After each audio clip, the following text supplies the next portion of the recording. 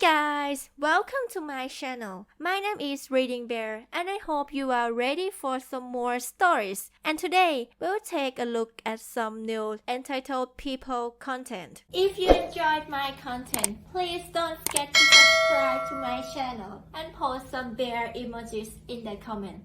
And now, let's dive right into the stories. The first story is titled, "Neighbor crushed my house and cars with a bulldozer and tried to destroy my entire property." I know we all have our crazy neighbor stories, but I think I might have one of the top craziest and scariest neighbor stories out there. A little background to the story. I live in a quiet neighborhood with my wife and my 2 kids.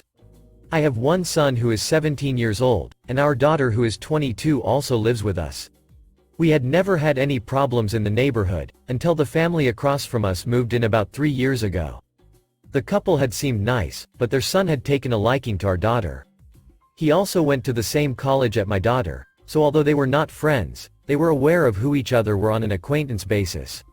And what seemed like a harmless liking at first, turned into something scarier that we could have predicted. This guy had started asking my daughter out on dates, and even though she always said no, he was persistent. I always did my best to protect my daughter, and so did my wife like any parent would. It does not matter how old they are always your babies. Somehow, this guy had ended up getting my daughter's phone number and started texting her as well. She explained to her mom and I that she was beginning to feel really uncomfortable, and the fact that he lived just across the street from us and knew where she lived made her feel even more uncomfortable. She had changed her number on 2 separate occasions, and each time he had found her number somehow and would text her nonstop. We already had security cameras on our house just in case, but I talked with my daughter and discussed getting some type of restraining order or protective order against this guy.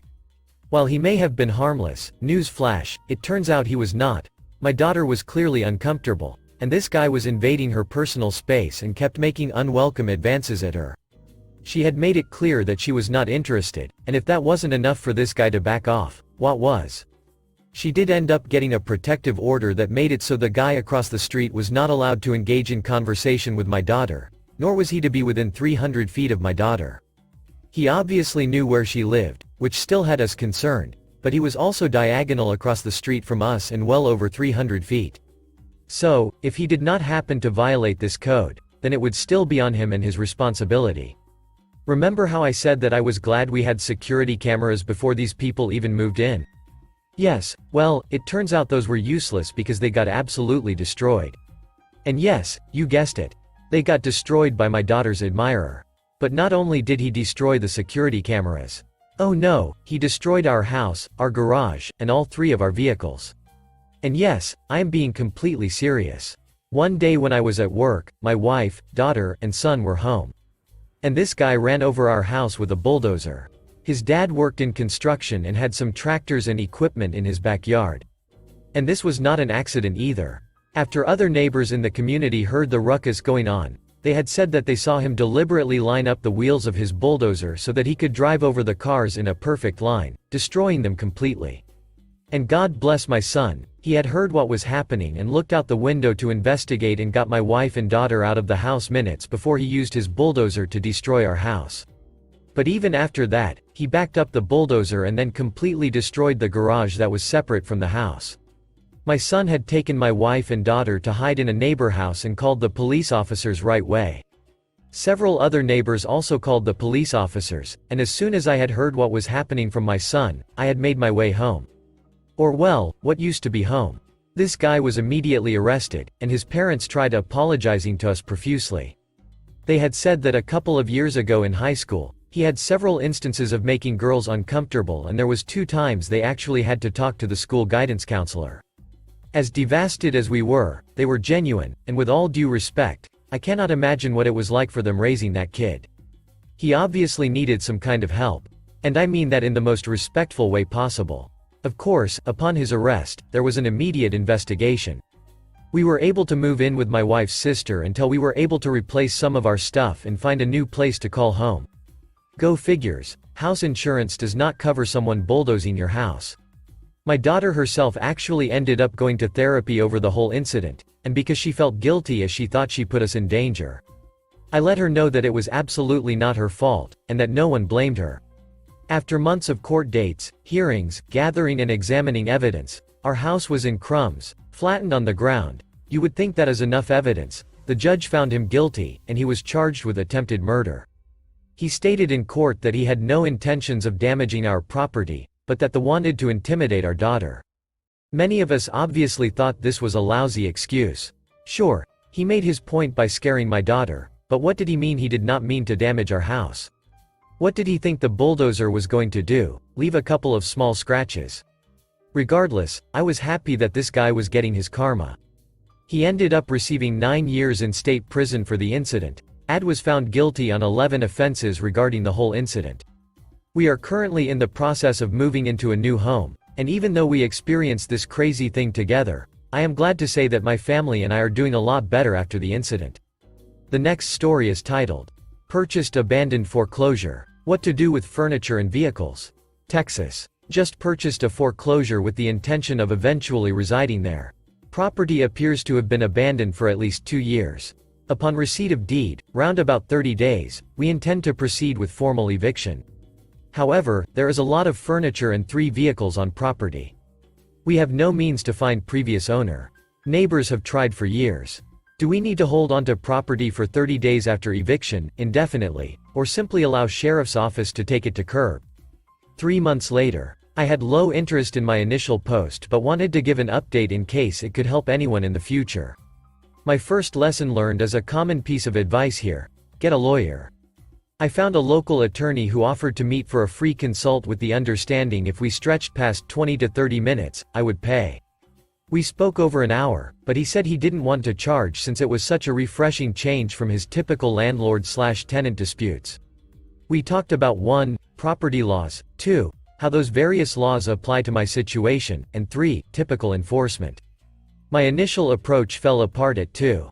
He recommended not proceeding with eviction, as I had planned, as it was essentially an acknowledgement of residency.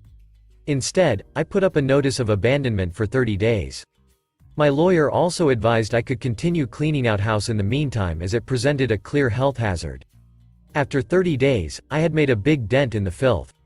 But the house was still jam-packed, and the thought of arranging sales or pickup of all the furnishings and decor was overwhelming. No estate or garage sales are allowed in my city. I ended up contracting with a liquidation company that came in and carted everything off. They sold everything online, and I received around 40% after fees and such. The $1,700 roughly covered my costs for cleanup, supplies and such. I filled multiple mini dumpsters.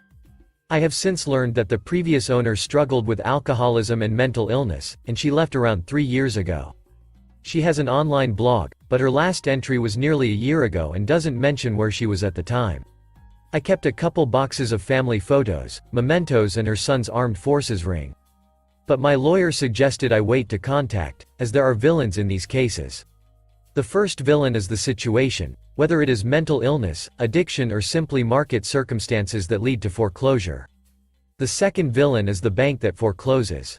The third is the buyer, who is perceived to have gotten a steal, both literally and figuratively. This is the person most easily targeted for blame. Since I am moving in alone with school-aged kids, he recommended I get the house secured with perhaps some monitoring before I consider contacting previous owner to return items. He suggested she might eventually sue me for the cost of items we removed from home. There was so much, and many more auction receipts for diamonds, figurines, and artwork that we believe was removed from home at some point. However, he said we should be legally covered due to documented conditions and ownership of property. After nearly 3 years of no AC in the southern US and burst pipes, nothing in the home was in pristine condition anyway. For this sub, he mentioned that anyone can sue for anything. But she would need to pay a lawyer up front to take her case or figure out remote small claims filing for herself. If this came to pass, I could pay him $225 per hour at 7.5 minutes increments to mail letters and responses he already has fast print templates for on his PC. In other words, it would be more expensive for her than it would be worth. The only weird loose end was the cars. He said this was the most legally clear-cut issue but didn't work out with number 3 above. He said we should be able to call city and have cars towed no problem. However, the sheriff deputy who came out said there was nothing he could do, as the county would not let them call tows due to potential liability. We still didn't have final deed of ownership at the time, so one tow service was skittish. However, we did find a service that ended up picking up all 3 cars, and I imagine they were auctioned or junked. I am still receiving lots of collection letters here and even a repo drives by for a vehicle that was not here. But we have finished restoring home in record time and are all moved in. Hope that this may help someone at some point in future. The last story is titled, "She Cheated, I Left, but She Won't Leave Me Alone." Pretty much what the title says, but obviously I should provide background to the situation. Okay. I've been with my ex-girlfriend, Vanessa, for the past 5 years. We met at a convention for one of our hobbies, started just talking about the hobby itself, with no other goal in mind.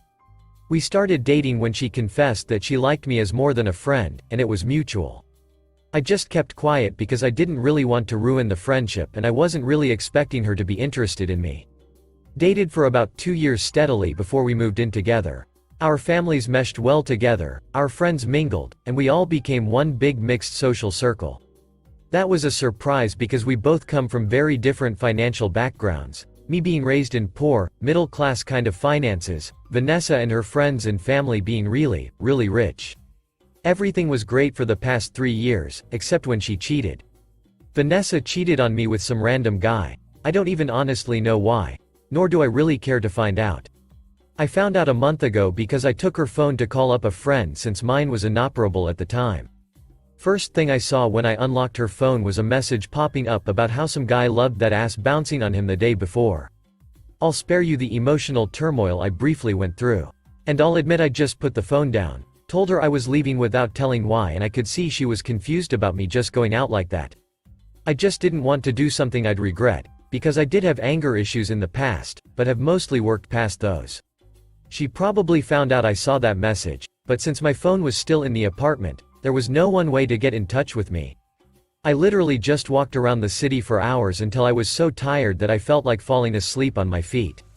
Went over to a friend's place, stayed with them over the night, and the day after I got over to our apartment and talked it out with Vanessa.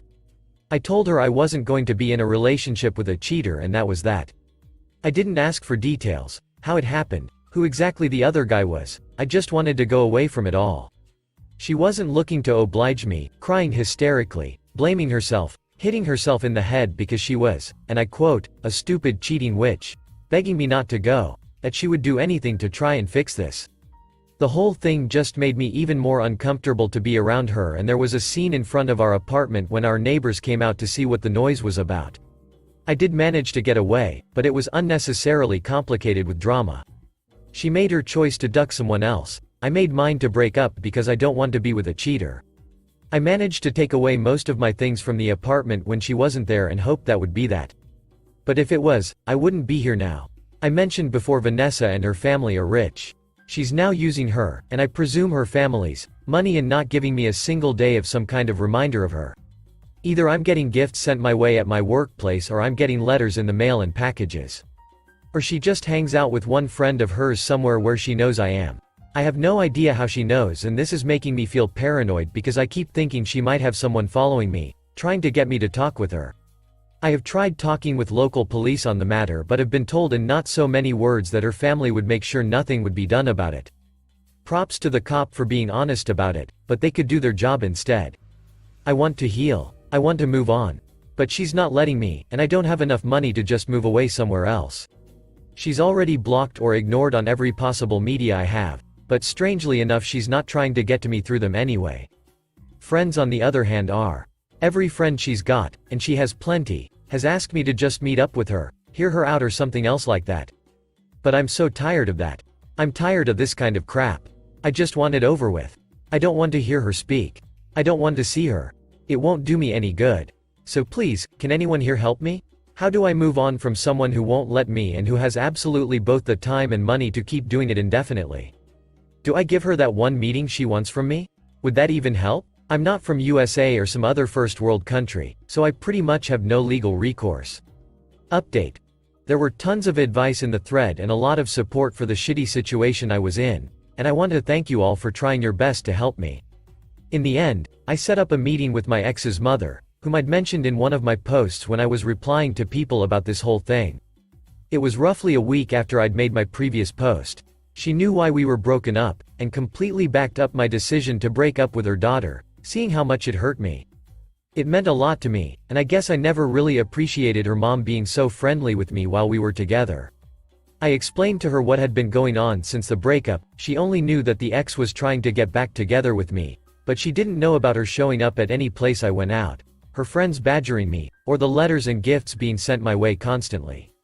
I came close to tearing up because of how much support she showed me at the time. At one point she even hugged me and kissed the top of my kid like I was a little kid again. I felt both embarrassed and grateful. I just wanted space and time to heal from this crap, and I think she understood as much. All in all, after we got that out in the open, she promised me she would get her daughter back into line, to leave me alone and stop harassing me. We talked a bit some more after that but went our own ways soon after. The ex's harassment continued for a day or two and then it completely stopped. No messages, no calls, no sudden appearances where I was hanging out or anything. 3 weeks out and nothing from her so far. It's been bliss. It's like this huge weight just rolled straight off me. It's easier to breathe and I'm not even looking at the door of someplace I'm hanging out at to see if it's the ex or one of her friends.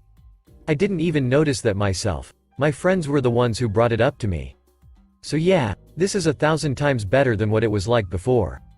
I did talk with my ex's mom one more time over the phone and I thanked her for whatever she did with her daughter, and she was saying it was the least she could do. Near the end of the conversation, she said it would probably be for the best if we didn't speak anymore. It would let me fully move on from this, but that she was sorry it had come to this and that they, her and her husband, wouldn't see me coming over for Christmas. We said our goodbyes and that was that. So that's it, the harassment stopped. I'm feeling great and life's really looking better nowadays. One more time, thank you all guys and gals for trying to help me out from the shit pile I found myself in. Thanks for listening.